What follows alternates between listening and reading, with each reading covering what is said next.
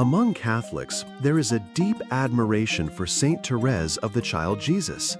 Many know, in a general way, that her name, Teresa, is forever linked to that of another great saint, Saint Therese the Great, the reformer of her order. Indeed, that young saint was a spiritual daughter of the Carmelite order, whose own spiritual mother lived more than 300 years before her, Saint Teresa of Jesus, more famously known as Teresa of Avila, a doctor of the Church. It was this mother, Saint Teresa of Jesus, who first illuminated the path that Saint Therese would later follow and develop into her renowned little way of spiritual childhood. To introduce this monumental figure, we turn to the words of René Fulop Miller from his collection, The Saints That Move the World. He tells her story in a single, unbroken narrative. And so, we invite you to begin this journey. The life of Saint Teresa of Jesus is not only captivating for the writer, but deeply compelling for the reader. With Saint Teresa, the ranks of the saints were joined by a woman of unique holiness, a holiness she seemed compelled to bear by God Himself. She experienced God in moments of overwhelming ecstasy and rapture, seized by an intense, formidable power. In her extraordinary life, the natural and supernatural worlds were deeply intertwined. Here, the earthly and heavenly orders met. Visions arose from ordinary senses. The human voice was consumed by a call from above, and her frail human body became a vessel for the countless blessings of God. In Teresa, we see two kingdoms at once.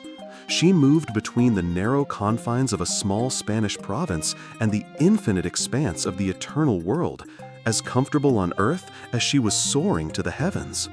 Her life was a study in contrasts, made even starker by the age in which she was born, an age of intense secularization. It was the dawn of the modern era.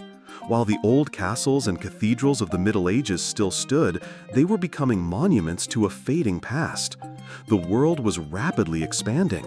Cortés had conquered Mexico, Magellan had found the Philippines, and the globe itself was becoming a sphere, enriched by the gold and treasures of the New World. Power, exploration, and knowledge of the physical world became the new ideals. The earth was taking the place of heaven. And it was in this very age, as the outer world celebrated its glorious victories, that Teresa of Avila achieved her own resounding triumphs in her inner world, a world without location, yet infinitely vast, without gold, yet far richer, a world more real than the very globe humanity had just conquered. While Magellan's ship, the Victoria, returned to Spain after circumnavigating the earth, a nun named Teresa was concluding her own journey of the soul, emerging from endless ecstasies. While ships laden with gold returned from new worlds, she returned to earth bearing visions from heaven, filled with a joy no ship's hold could ever contain. Against a world governed by power, she presented her inner world, a realm conquered not by force, but by self-abasement. While Copernicus was demoting the Earth to a mere satellite of the Sun, Teresa was exploring an astronomy of the soul, discovering that its true center, the sun of all suns, was God Himself, residing deep within the human heart. Her story begins in Avila, the city of stones and saints, in March of 1515. It was a city of fortress walls, narrow streets, and stone houses, a relic of the age of knights. Teresa's father, the nobleman Don Alonso, was a man of the past, clinging to ancient codes of honor and faith. He read the Lives of the Saints to his children, his eyes fixed on heaven. Her mother, Beatrice, was entirely different. Though she lived the life of a traditional wife, in her dreams she journeyed to faraway lands, inspired by the fashionable romance novels of her day, tales of the handsome knight Amadis of Gaul. In his library, Don Alonso read to ascend to the heavens. From her sickbed, Beatrice read to escape into the world. The stories from her devout father and her adventurous mother shaped Teresa's imagination, creating a soul who looked to the heavens while being deeply concerned with the world below. As a child, her imagination was boundless. The family courtyard, in her mind, became a raging sea for Amadis, a battlefield for holy knights, or the desolate place of a martyr's suffering. At the age of 7, this world of make-believe blurred into reality. She and her favorite brother, Rodrigo, decided to run away to the land of the Moors, seeking a glorious martyrdom. They slipped out of the city gates and headed for Salamanca, only to be found by their uncle, who scolded them and returned them to their worried parents. At 10, she played at being a nun, vowing to leave the world behind. But at 14, a dramatic change took place. Her once awkward, boyish frame gave way to the soft curves of womanhood. Her serious expression was now contrasted by mischievous dimples. The girl who dreamed of martyrdom now felt she had not yet enjoyed life enough. She needed to be courted and admired. She abandoned her pious games for fine clothes, jewelry, and the desire to please the world. Her powerful imagination was now focused on flirtation and amusement. The family courtyard was no longer a battlefield of faith, but a playground for handsome caballeros, real Spanish gentlemen who were suddenly discovering they were cousins to the beautiful Teresa.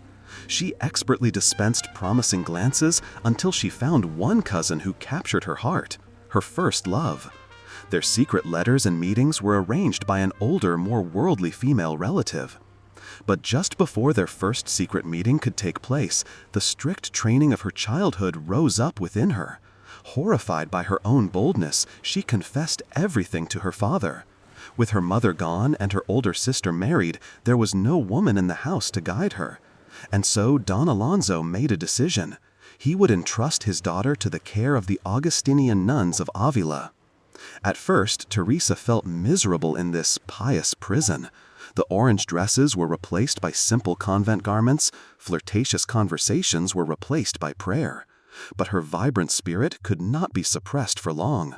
She soon learned to wear the habit with grace and pray as she was taught. She became a favorite of the nuns, a ray of light in the dim corridors. But she had no intention of staying.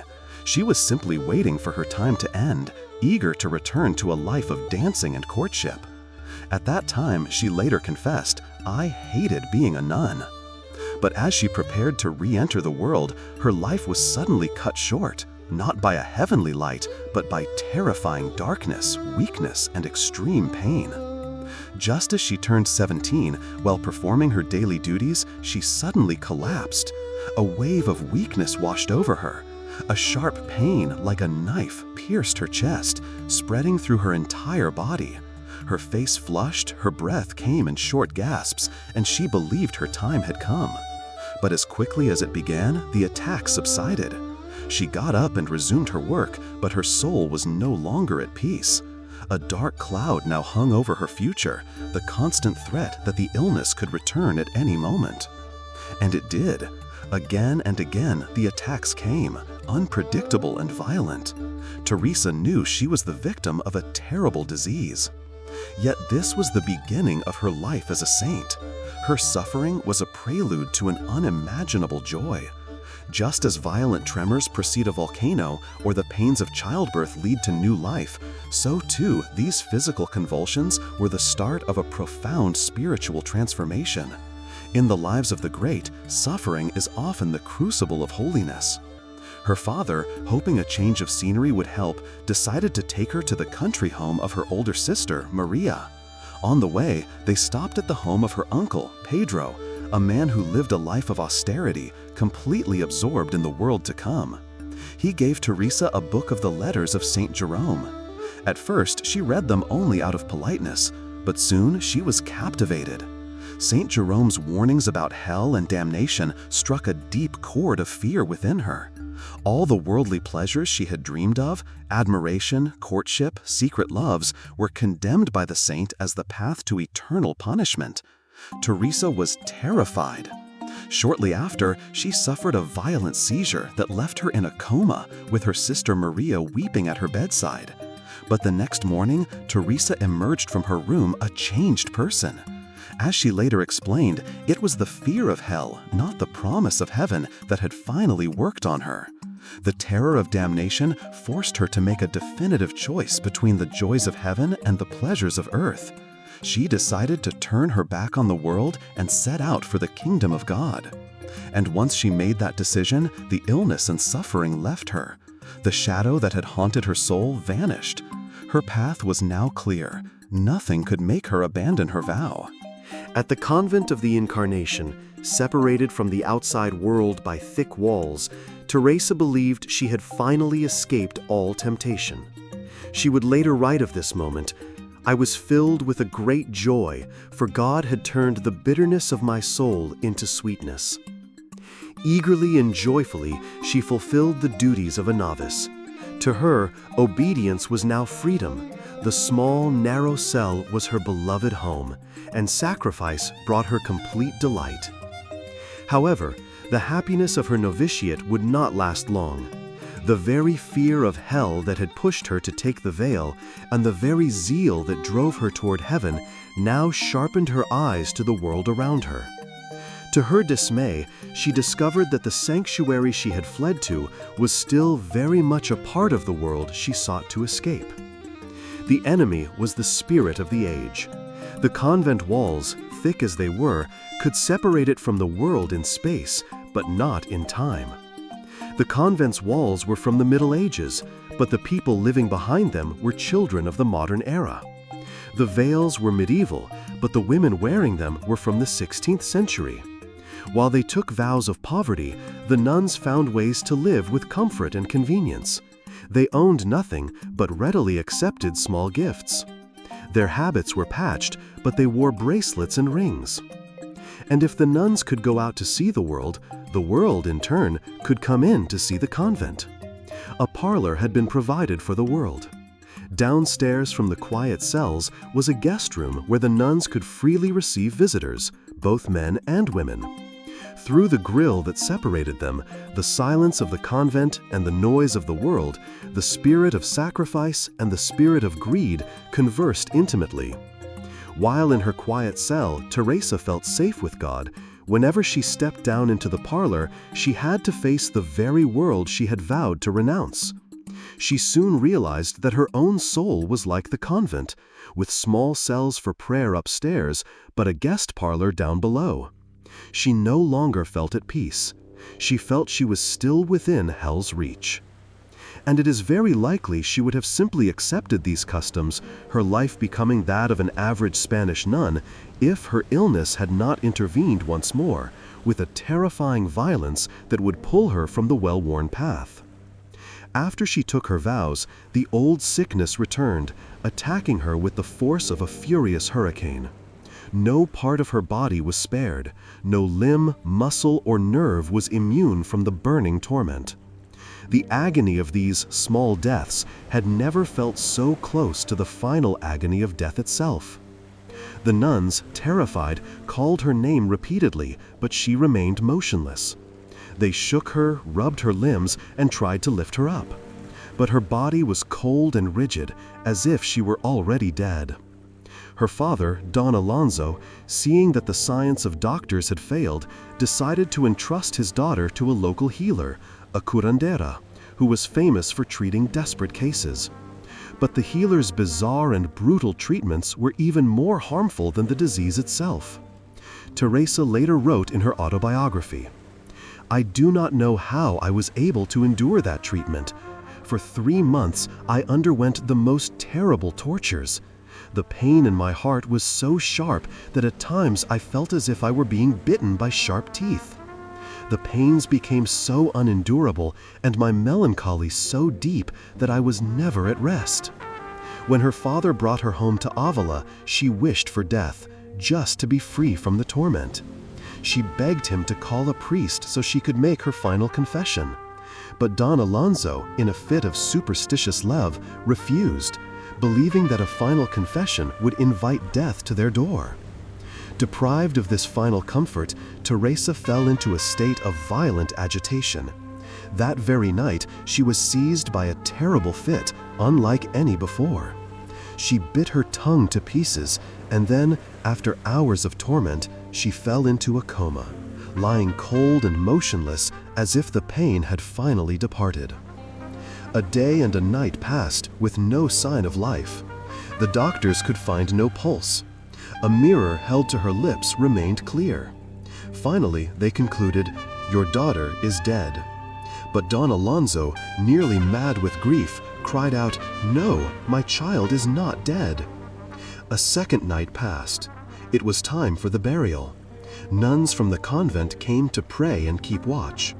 A grave was dug for Teresa in the convent cemetery. A requiem mass was sung for the repose of her soul. But still, her father refused to allow her body to be placed in the coffin.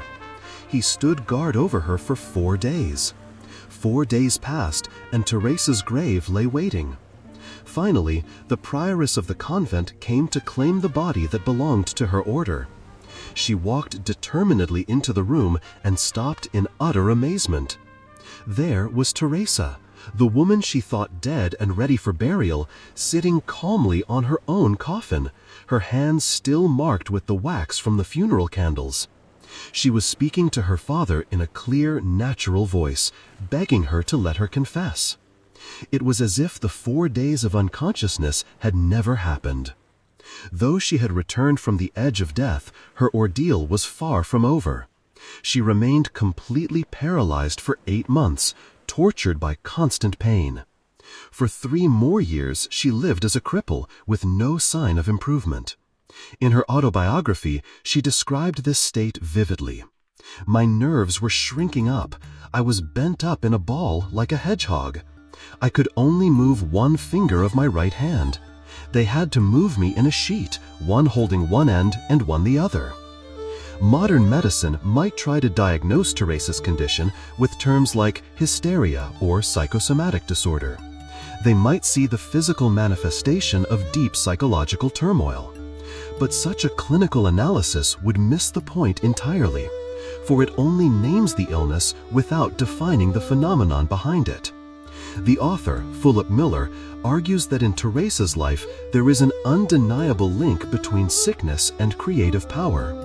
Her physical suffering became the very key to her holiness. The agony that tore her body apart did not allow her to enjoy the pleasures of the world, turning her thoughts toward the joys of heaven. The more her own will was lost in unconsciousness, the more ready she was to be guided by the transcendent will of God. Sickness for Teresa did more than just purify. It broke down the defenses of her body, making her senses more receptive to experiences beyond the physical realm. She wrote, "Sometimes I would suddenly feel the presence of God so unexpectedly that I could not doubt either that He was within me or that I was wholly engulfed in Him."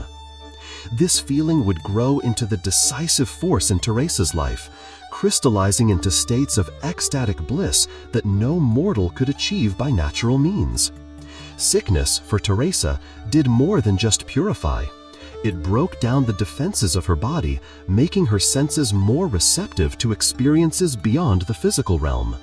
She wrote, "Sometimes I would suddenly feel the presence of God so unexpectedly that I could not doubt either that He was within me or that I was wholly engulfed in Him."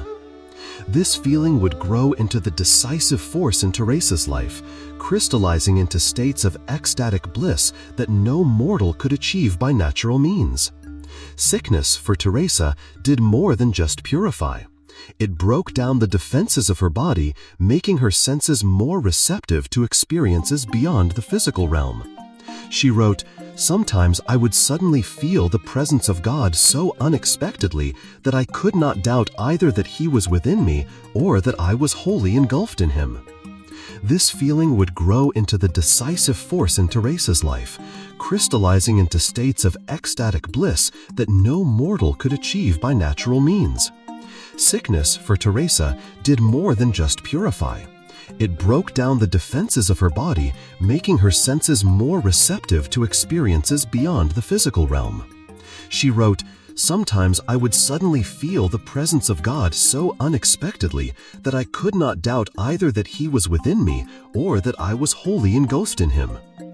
This feeling would grow into the decisive force in Teresa's life, crystallizing into states of ecstatic bliss that no mortal could achieve by natural means. Sickness, for Teresa, did more than just purify. It broke down the defenses of her body, making her senses more receptive to experiences beyond the physical realm.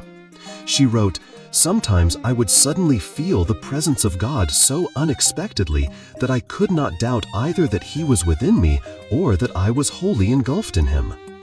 This feeling would grow into the decisive force in Teresa's life, crystallizing into states of ecstatic bliss that no mortal could achieve by natural means. Sickness, for Teresa, did more than just purify. It broke down the defenses of her body, making her senses more receptive to experiences beyond the physical realm. She wrote, "Sometimes I would suddenly feel the presence of God so unexpectedly that I could not doubt either that He was within me or that I was wholly engulfed in Him." This feeling would grow into the decisive force in Teresa's life, crystallizing into states of ecstatic bliss that no mortal could achieve by natural means. Sickness, for Teresa, did more than just purify. It broke down the defenses of her body, making her senses more receptive to experiences beyond the physical realm. She wrote, "Sometimes I would suddenly feel..." For a year and a half, Teresa lived in this self-imposed exile from God. She participated only in the communal prayers of the convent, her private conversations with the divine falling silent. Then, news arrived that shattered her routine. Her father, Don Alonso, was dying. At his deathbed, she met a Dominican friar named Vicente de Barón, her father's confessor until the very end. Standing by her father's coffin, Teresa opened her soul to this wise and experienced priest. She confessed everything: how she had abandoned her private prayer, the motivations that drove her, every fleeting sinful thought. It was the confession of a saint. Fray Barón saw before him not a great sinner, but a penitent soul. To him, the conversations in the parlor were a permissible form of recreation that violated no formal rule. He reassured Teresa, granted her absolution, and strongly encouraged her to take up her practice of prayer once more. While the good friar could not grasp the depth of the conflict raging within Teresa's soul, his advice would play a decisive role in her journey to sainthood. Teresa described this period of her life as the most agonizing. While the priest's absolution brought her comfort, her return to prayer brought new torment. As she attempted to reconnect with God, the old spiritual conflicts returned with a vengeance. The contrast between the divine peace of her cell and the worldly chatter of the parlor now felt more painful than ever.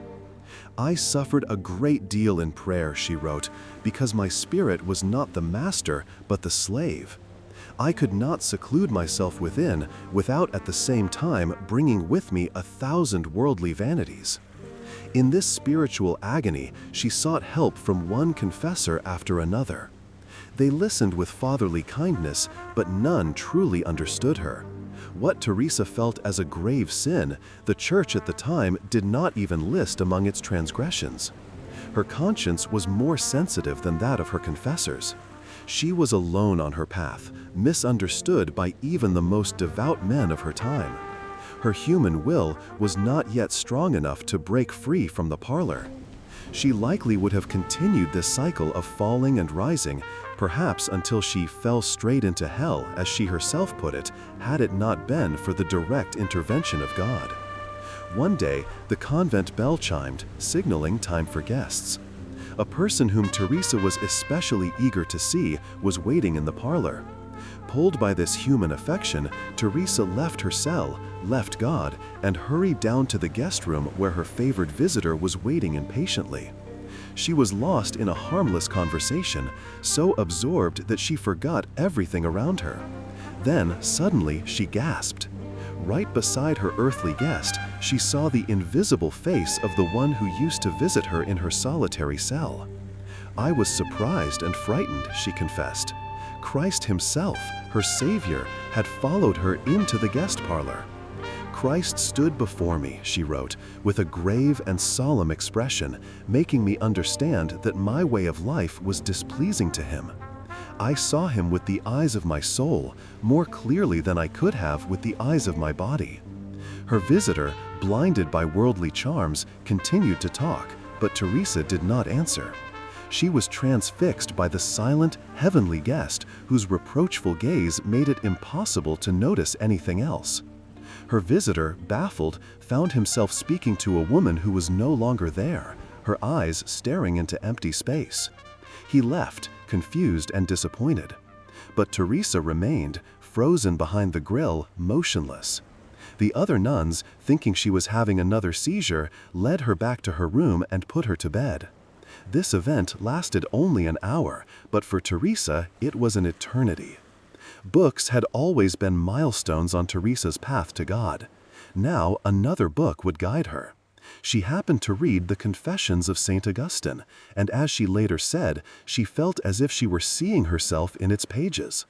Augustine, who had hesitated and strayed on his path to God, but had finally arrived, showed Teresa her own destiny. That destiny led her past a pillar in the cloister where a picture of the scourged Christ had been placed for Lenten devotion. As the procession of 130 nuns walked by, each glanced at the image and made the sign of the cross. But suddenly the procession stopped. Teresa had stepped out of the line, fallen to her knees before the image, and broken down in convulsive sobs. To her sisters, this was just another of her strange fits. They tried to comfort her and lead her away. But Teresa was seeing something they could not. Not a picture, but Christ himself, in all his divinity, dying to save humanity just a few steps away from her.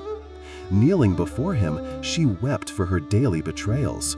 Shame, confession, and repentance mingled in the tears that streamed down her face. She wrote, "That sight so moved me that my heart felt as if it were breaking. This is how I have repaid his wounds?" After this rebirth in repentance, on a morning in the year 1558, Teresa knelt with her sisters in the convent chapel. They were singing the hymn, Veni Creator, Come, Creator Spirit. And the Creator, who hears all things, heard their song. But in Teresa's voice, he heard the cry of repentance. He answered. He entered time, descended to earth, into the small chapel of the Convent of the Incarnation in Avila. He freed Teresa's soul from her body, leading it out of the chapel, out of the world, and back to its heavenly home.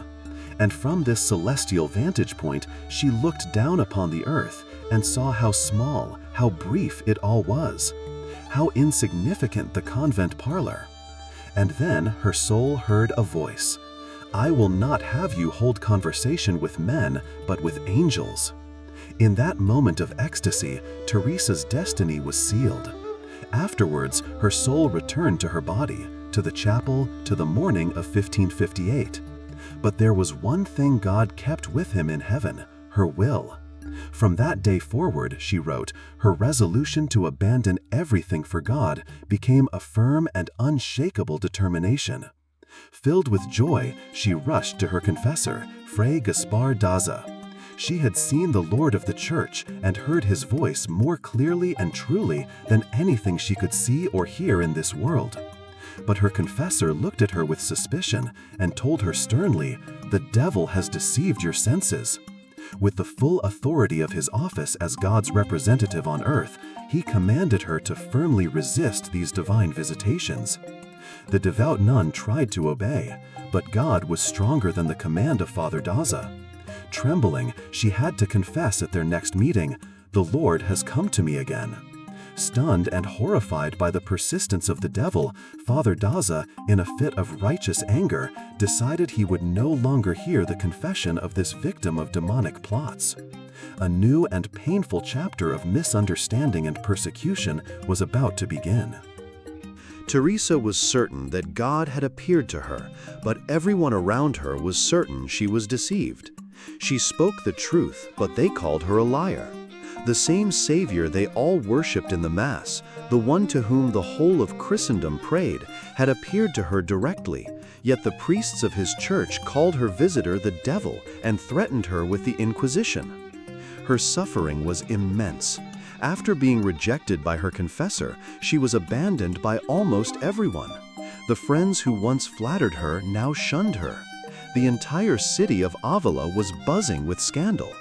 Her case was compared to that of Magdalena de la Cruz, a notorious false mystic from Córdoba, who had deceived even the queen before being exposed and publicly shamed.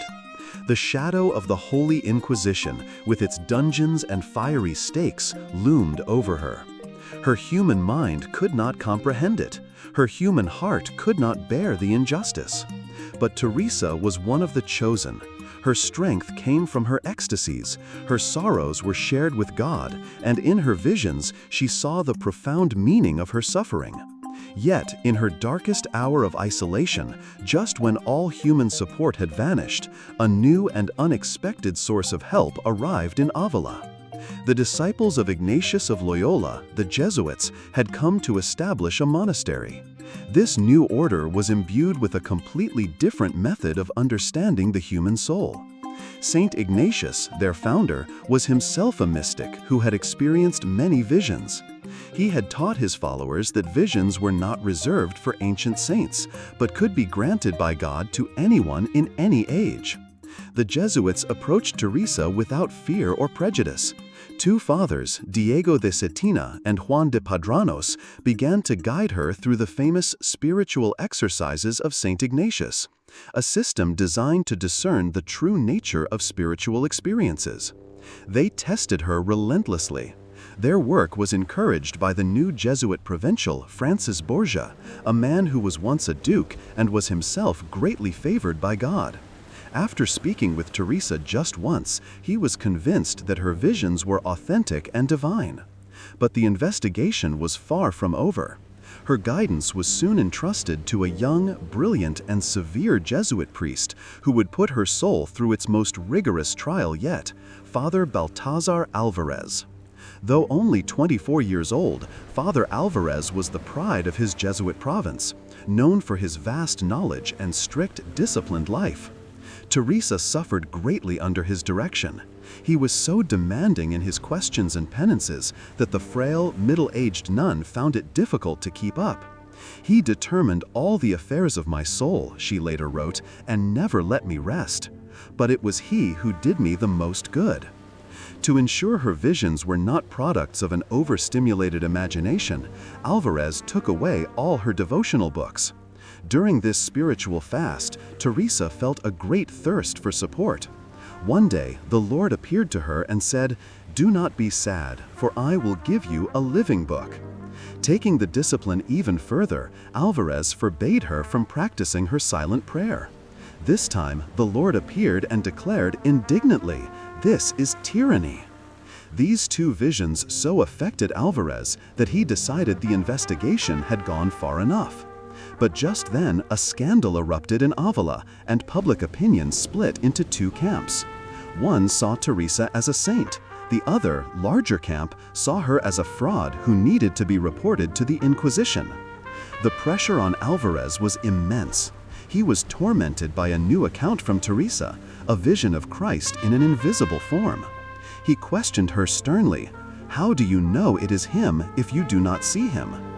"I do not know," she answered. "I can only say for certain that I perceive the Lord at my side." "But if you see no form with the eyes of the body or the soul, how can you be so sure it is him?" "He himself tells me so," she replied. "But even before he tells me, my soul is possessed of a certainty that is more sure than seeing." Alvarez was deeply perplexed. He plunged into his books, searching for an answer. Night and day he read, the piles of books growing ever higher around him. Finally, in the Summa Theologica of St. Thomas Aquinas, he found his answer. The great angelic doctor described a type of vision not perceived by the senses, but received as a direct intellectual apprehension, a species impressa. It was the highest and most certain form of vision, as it bypassed the fallible senses entirely. Teresa's experience was theologically sound. Alvarez had found the justification for his faith in her. But even as he defended her, the suffering of being misunderstood by the world became almost unbearable for Teresa. One day, while in prayer, she had the most famous mystical experience of her life. An angel appeared at her side. "He was not large, but small and very beautiful," she wrote. His face was so aflame that he appeared to be one of the highest-ranking angels, who seemed to be all on fire. In his hands I saw a long spear of gold, and at the iron's point there seemed to be a little fire. This he seemed to thrust into my heart several times, so that it penetrated to my very entrails. The pain was so real that I cried out loud, but at the same time, the sweetness of this wound was so surpassing that I could not desire it to end. No earthly pleasure can bring such satisfaction. When he drew out the spear, he seemed to draw out my very heart with it, leaving me all on fire with a great love for God. This experience, the transverberation, was a pain so exquisite it was joy, a wound that gave life.